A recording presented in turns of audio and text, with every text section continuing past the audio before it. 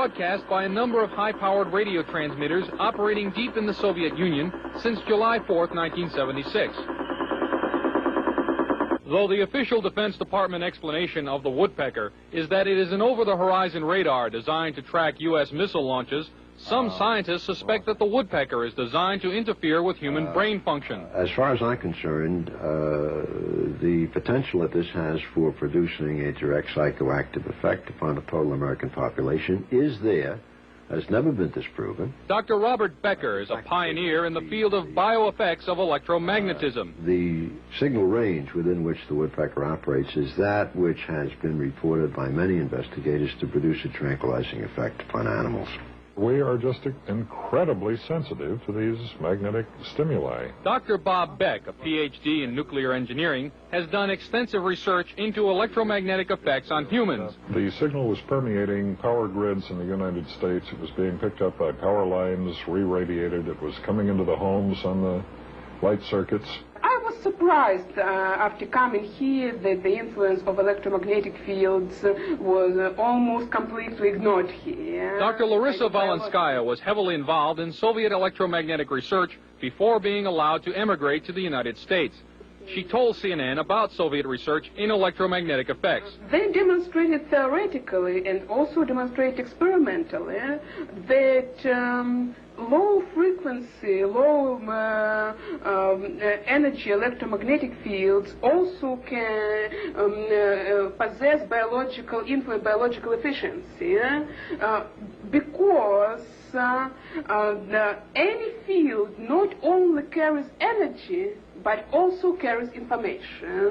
She stated that the research was carried out on orders from the Soviet government. Of course, the military were extremely interested in this potential of remote influence. Is the United States military working in the field of electronic mind control? Officially, the Department of Defense will not comment because the subject area is, quote, too sensitive.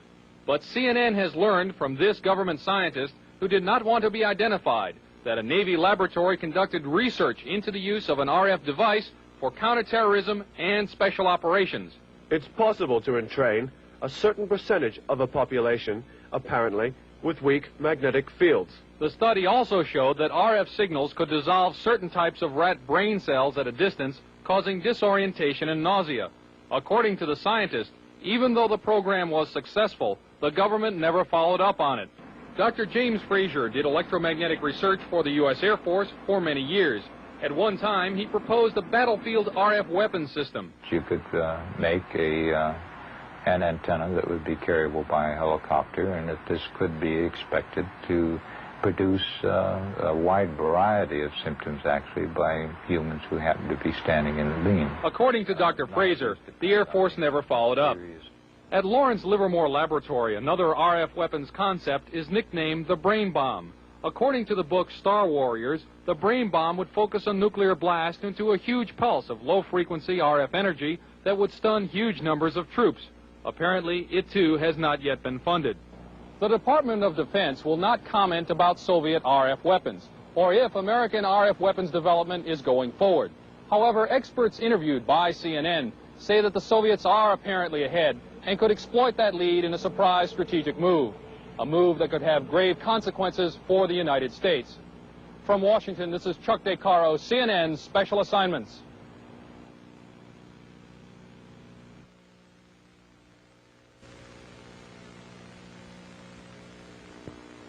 This is a Tesla coil. It was invented some 90 years ago, but now a growing number of experts in the United States feel that it may form the basis of a new generation of Soviet weapons. They are known as radio frequency, or RF weapons, because they operate in the radio frequency spectrum. Their existence is noted in this U.S. Department of Defense publication, which says the Soviets could use them to destroy components of missiles, to interfere with radar and other electronic systems, and even to alter human mind functions. The concept of RF weaponry was predicted at the turn of the century by Nikola Tesla, an American who had emigrated from Yugoslavia. He is best remembered as the man who invented alternating current electricity. In 1899, Tesla built this giant coil which produced 10 million volts of artificial lightning. From it, he theorized the possibility of death rays. This and many other of his ideas about the physics of electricity were ridiculed by the scientific establishment. Pure science is not a sure thing. You can't predict what's going to work out and what's not going to work out. Robert Golka, a research scientist, built a replica of the Tesla coil about 80 years later. Golka was trying to produce a phenomenon known as ball lightning.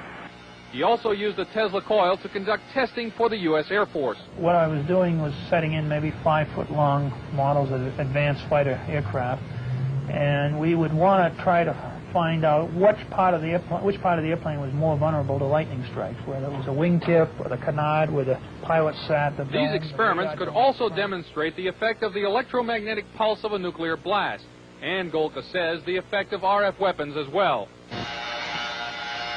Golka thinks that Tesla's theory that electromagnetic power could be transmitted through the Earth and its atmosphere without wires is a key element in the Soviet Union's work on RF weapons. Tesla's novel weapons theories were generally ignored in the United States.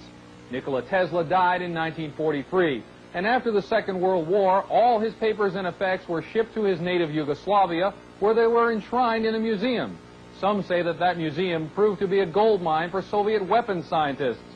We haven't even formally, so far as I know, to ourselves admitted that these weapons exist in the hands of the Soviet Union. Weapons analyst Tom Bearden, a retired U.S. Army lieutenant colonel, is among a small group of scientists and engineers who believe that the Soviets have perfected Tesla's ideas and are developing radio frequency weapons on a scale unimagined in this country. There have been a series of tests of these kinds of weapons, apparently, for a number of years. For example, airliners from Iran, before the fall of the Shah, saw deep within the Soviet Union very large, glowing spherical balls of light, which started out small and then expanded to very large size, which are apparently these kinds of weapons for use in an anti-ballistic missile defense role. Bearden believes that these satellite photographs are of mysterious non-nuclear explosions near an uninhabited island in the East Siberian Sea, and that they are discharges from an RF weapon that uses intersecting energy beams called scalars. In doing so, you can create, for example, either an electromagnetic explosion at a distance, or you can create an electromagnetic implosion at a distance, the extraction of energy from a distant point. This would look like a cold explosion, so to speak.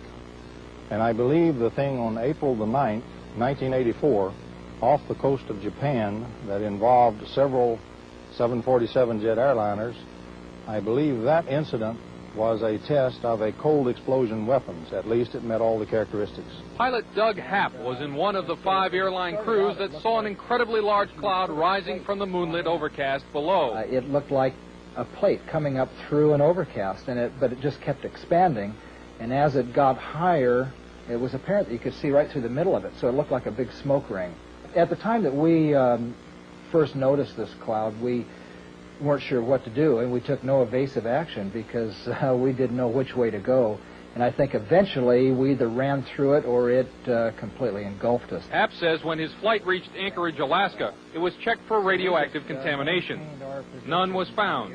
Dr. James Fraser has done extensive research in electromagnetic effects for the U.S. Air Force. It could be due to a strong electromagnetic beam, but we don't know that. They can also be caused by chance terminal gradients. We've had for several years studies of clear air turbulence, for instance, which have produced this kind of a disruption. The people who cited those are experienced pilots and should have been familiar with that kind of event, and this apparently was something outside their experience. There have been a number of times when Soviet technological surprise has upset the strategic balance. In 1948, the Soviets detonated an A-bomb years before it was thought possible. In 1957, the Soviets stunned the world by launching Sputnik 1, the world's first artificial satellite. And in 1976, the Soviets were discovered to have been embarked upon a program to build particle beam weapons, a discovery which led, 5 years later, to America's Star Wars program.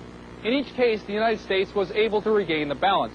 But this time, with radio frequency weapons, some scientists feel that the Soviet lead may be permanent. In my next report, how radio frequency devices can be used as weapons against the human mind. Chuck DeCaro, CNN, on special assignment.